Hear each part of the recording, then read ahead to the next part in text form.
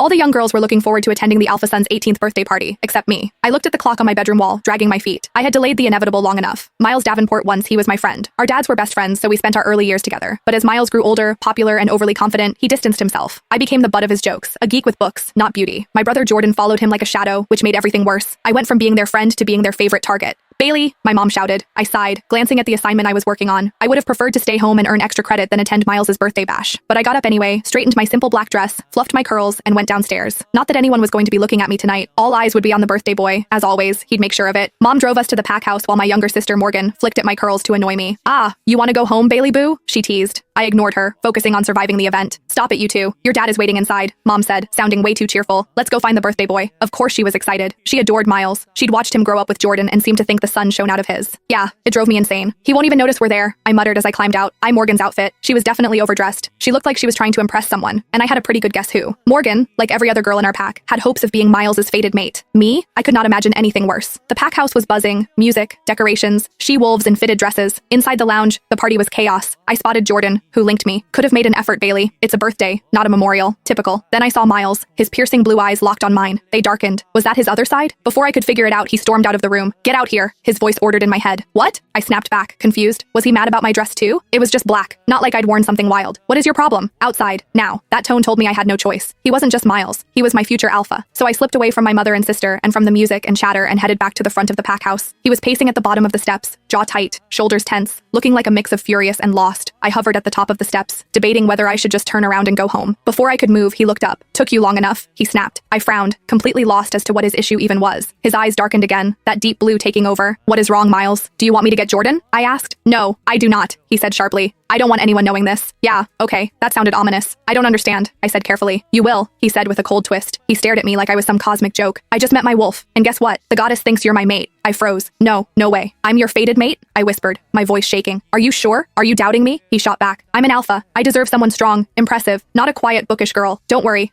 I'll reject you when the time is right. His words pierced like a blade. A year later, another birthday party for our beloved upcoming alpha. Not my beloved upcoming alpha. I hated him. He'd broken my heart without a second thought, then never really stopped twisting the knife. I still didn't know what I'd done to earn that treatment, other than not being one of the giggling girls constantly hoping for his attention. Bailey, Mom yelled up the stairs. Will you hurry up? Do I really have to go? I called back. Miles won't care if I'm not there. Your aunt and uncle will, she said. I am not explaining to them again why you are missing. Do you realize how many events you've skipped this year because you have your head in a book? Yeah, bye-bye. Such a bookworm. No wonder you have no friends. Morgan giggled outside my door. Go away, I muttered.